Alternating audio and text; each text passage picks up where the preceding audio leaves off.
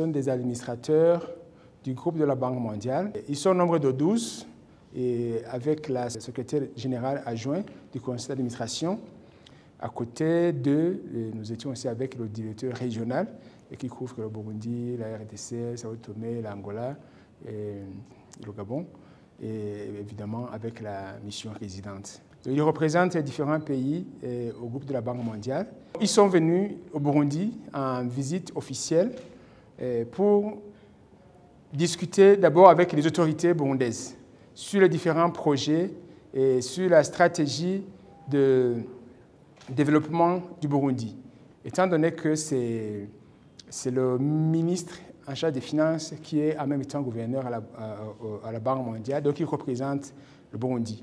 Donc nous avons donné un résumé de la situation macroéconomique, les défis que nous avons, et de façon brève, mais les détails, nous allons les discuter pendant les 2 jours suivants en présence de son Excellence le Premier ministre et demain.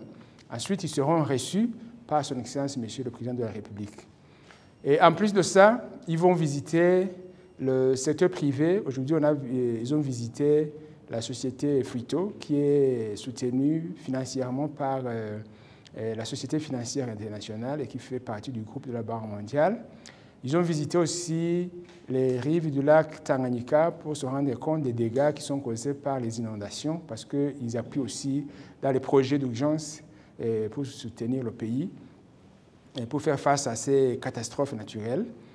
Et ils vont ensuite visiter les autres projets, comme le projet de restauration des paysages à Bujumbura rural, et le projet des filets sociaux Melanga Bandi. Ils vont discuter, écouter la population bénéficiaire de ces projets-là pour se rendre compte comment ces projets ont un impact au niveau de la société.